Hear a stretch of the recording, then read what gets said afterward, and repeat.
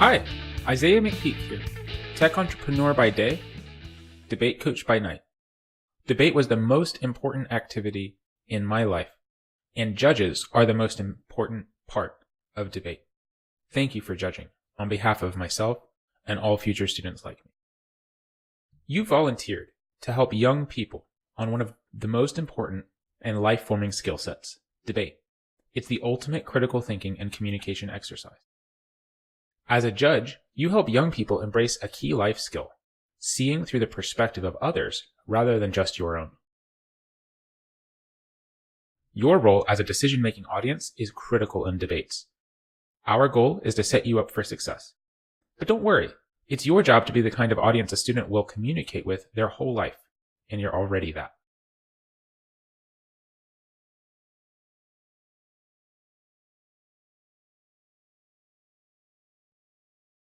What is debate? What sets debate apart from other skills? Its intensity goes far beyond mere presentation or public speaking. Debating requires a special discipline, in that after you speak, someone else will respond, and you must respond again, and so on for 40 to 80 minutes. Through this process, debate cultivates a myriad of skills. Thinking deeply enough, narrowing claims, researching, and arranging thoughts to earn the right to speak on a subject. Debate focuses not on fluff, but on depth. So what is an academic debate? Debate involves two sides on a given topic with a decision-maker audience. Let's explore these three parts.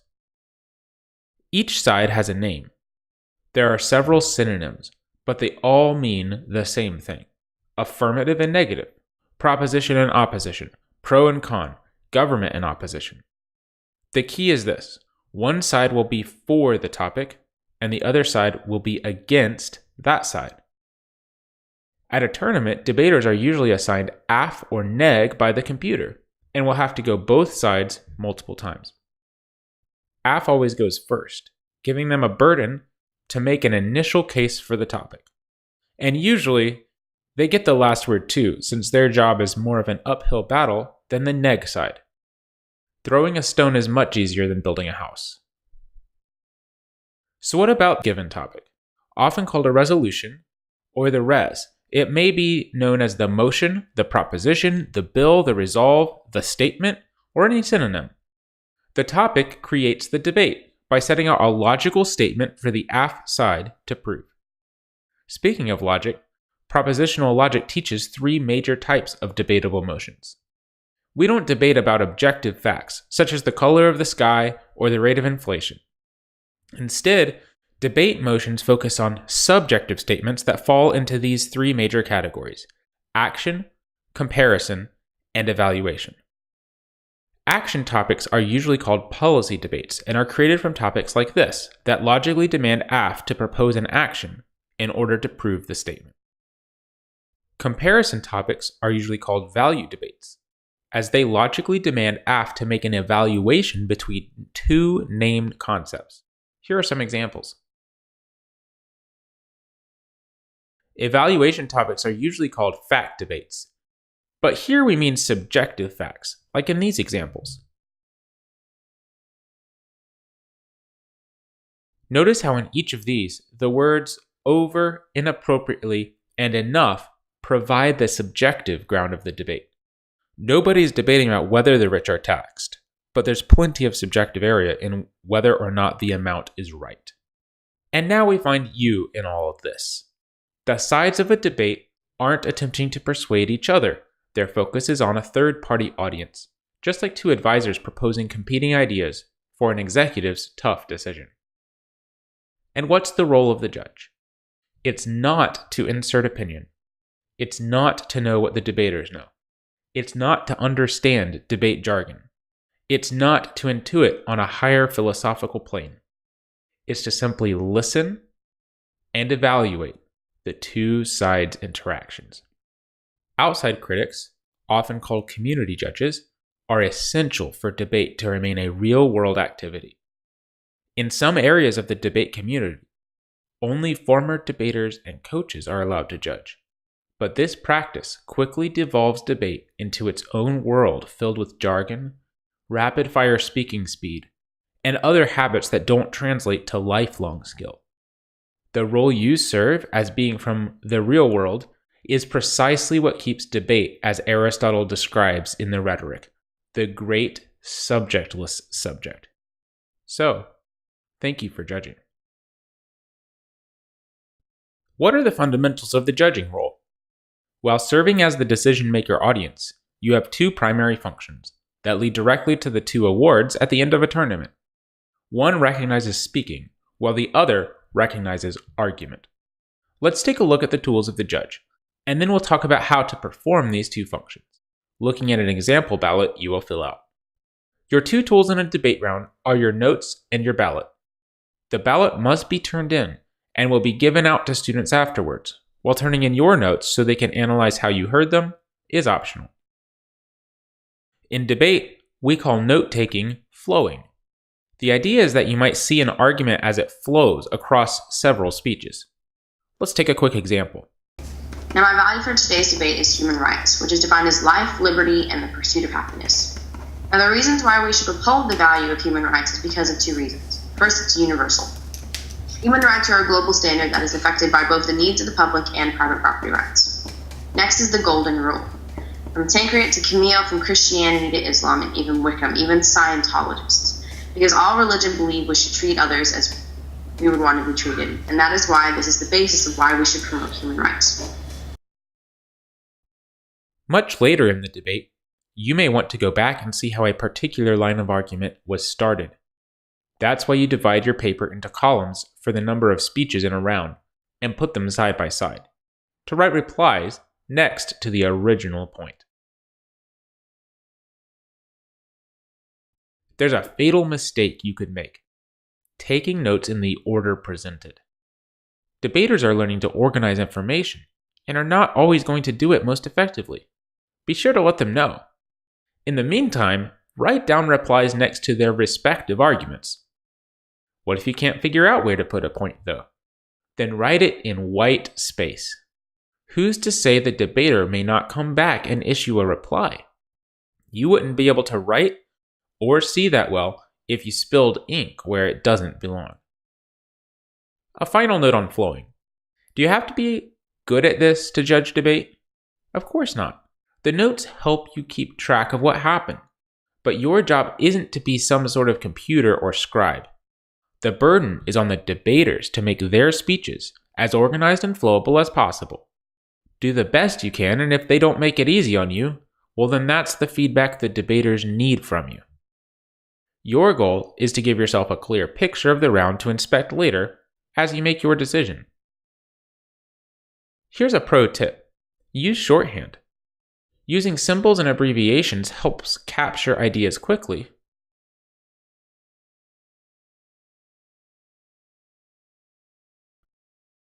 And lastly, two quick warnings on flowing. Remember that not attempting to write down points that the debaters make in their speeches can be disheartening to a speaker, even if it's a poor point or something you know to be incorrect. Writing it down shows them respect as an audience. Be a good listener. Also, don't overflow. The opposite extreme is pretty dangerous too. You could spend so much time writing that you aren't truly listening or even watching the speaker right in front of you.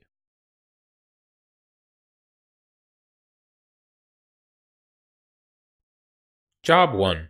Score the speaking. You will be asked to provide a score that evaluates the speakers, usually on a set of criteria.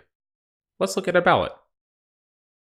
Sometimes first-time judges give speaker points that are too high, giving competitors too little space to improve on their speaking.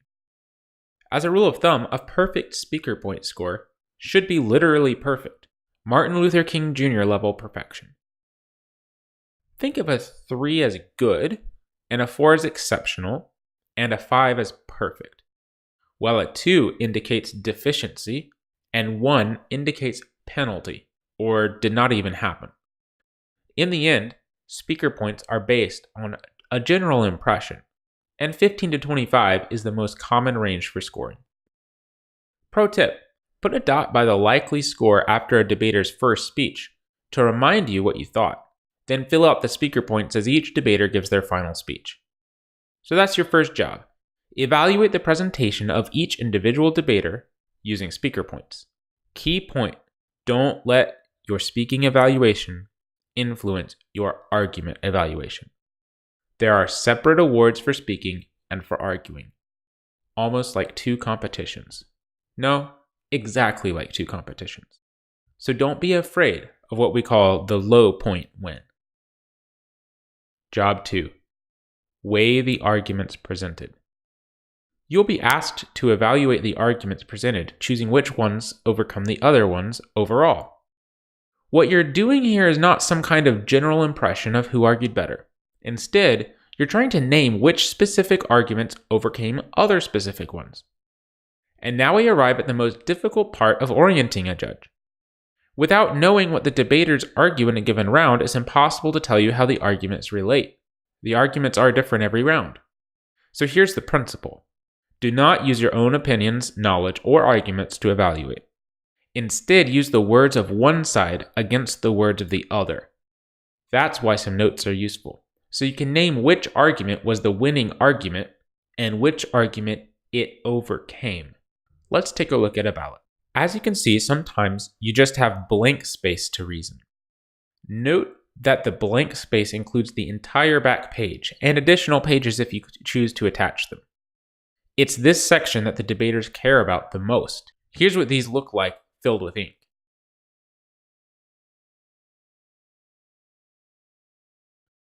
Other ballots may include specific criteria for making your on the arguments decision for job number 2 here. When it comes to ballot writing, there are few rules to how to process what's told you. That's because the debaters are cultivating the skill of speaking to varied audiences, making your own thought process worth displaying. So as my little brother tells me when I ask how to do something that can be done multiple ways, you do you. Some judges draw pictures of the main issues and how the debaters interrelated them. Here's another way to do it. Take each of the arguments and name them on the ballot. Recite really quickly what were the key arguments on each side and why the winning one defeated the losing one. Write goes af or goes neg at the end. This helps debaters see they won some and lost some arguments. There are a couple of major rules for judging, and most are pretty obvious but worth underlining. We'll cover these rules in the first 3 major principles of judging. There are 10 total, but you can call this video quits after number 3. Principle 1. Use debater arguments only. You know more than the average high school student, but this isn't a quiz or a test, where your job is to supply the missing knowledge.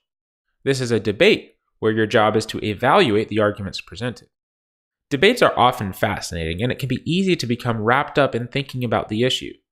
You may have a unique perspective or opinion on the topic, and that's great.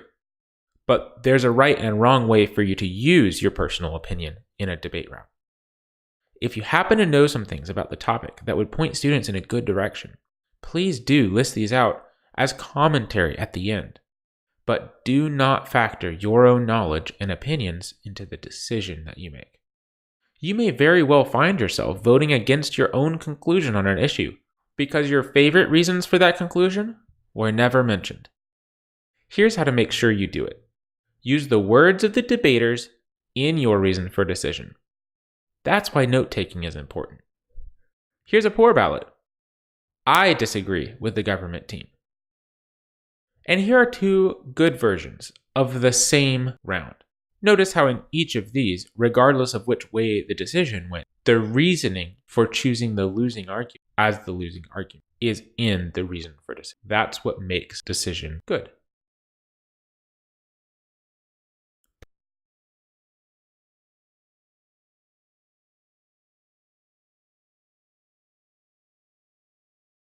Principle 2.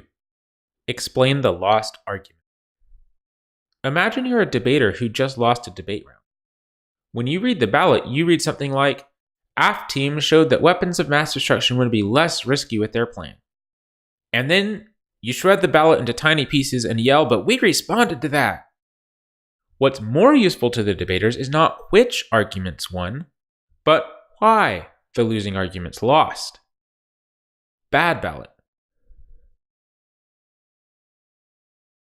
Good ballot.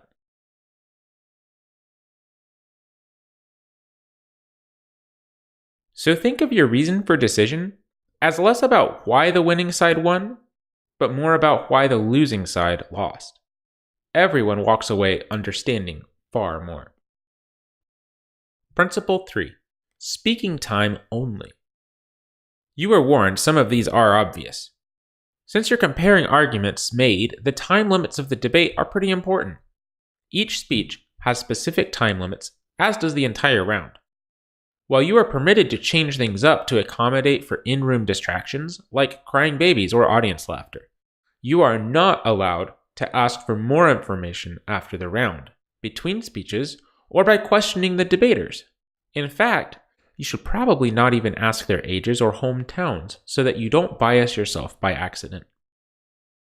After you've made your decision, based on tournament rules, you may give verbal feedback. But it would extend the debate if you gave that verbal feedback before having made up your mind, since even the non-verbal reactions from debaters could affect your thinking, or your own mental processing could change your view of what happened as you verbally speak it out. The decision you make is to be made solely on what was said in speaking time. That's it. Now you know how to judge. The rest of this video has some more quick principles for judging. If you apply them, you'll give better feedback and students will learn more. We're going to get to 10 here. Principle 4. Use the weighing mechanism. Keep your ears tuned for a weighing mechanism, sometimes called a goal, value, standard, criterion, or any number of other things. The key point is this. Debaters may debate about how to make your decision, not just what decision to make. If they do that, then whichever way to decide wins out is the filter you should use to evaluate the rest of the arguments. Sometimes we say there are two debates going on at the same time. One about the test for the debate topic, how to decide, and a second about the facts and analysis inside the debate topic, what to decide. Principle 5. React honestly. Present the debaters with your honest reactions. You don't need to give them the reaction you think they expect or want. If you are confused, say, "I was confused about this point." These sorts of remarks help people see what audiences were really thinking, and that's something you can learn from. Principle 6. Use empathy. Provide the type of feedback you'd want to receive if you were competing. Think beyond "good job" and "great round," and focus on specifics. Debaters want to know what worked and what didn't, so let them know. Principle 7. Foster improvement. What this really ties into is the goal of competition. Competition spurs improvement, and when debaters review the ballots you write, they are looking for your suggestions on how to improve. You don't have to be an expert judge to provide them with pointers. Point out nuances, little things, minor points of confusion, real-life applications, big picture ideas, whatever you see. Let them see the round from your perspective, and let them know how it could have been better. Principle 8. Norms are not rules. What is a debate rule? And what is a debate norm? Debate rules include extremely concrete items like the times of speeches and how many people are on a team. The actual list of rules for debate is pretty short and is available for you in the judge room. Debaters may refer to rules of debate in a round, but what they actually mean are debate norms or theories, logical rules. Don't apply debate norms as if they are competitive rules. For example, don't vote against students who don't use a certain amount of quotations that you might have expected. Instead, weigh their arguments. Don't penalize students who do or don't use a technique your club emphasizes, like repeating every point twice. Some coaches encourage, while others, like me, discourage this exact behavior. Instead, See if you got the point. Don't apply your own opinions about debate theoretics, like topical counterplans, disliking topicality, or whether disadvantages are a stock issue or not. If all of these words I just said were Greek to you, great, keep it that way.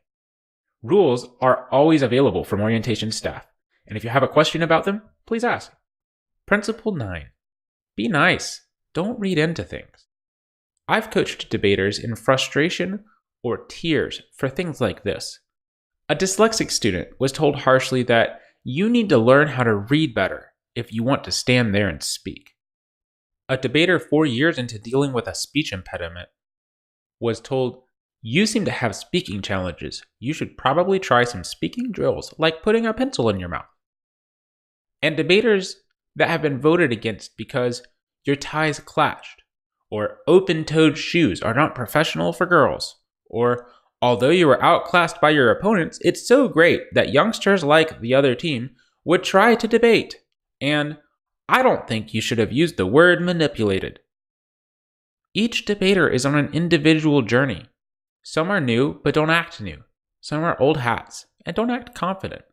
Avoid judging character, assigning motives, reading into subtext, or even reacting strongly when a 15-year-old happens to get frustrated at someone in a round and lose their cool for a moment. Principle 10. Best next step. It can be tempting to write down literally everything you think. While more is usually better when it comes to ballots, one thing to keep in mind is this coaching principle. Find the best next step for each person. Debaters can't improve in 25 ways at once, and often receive feedback that helps them move from a 12 to a 13 when they're really more of a 7.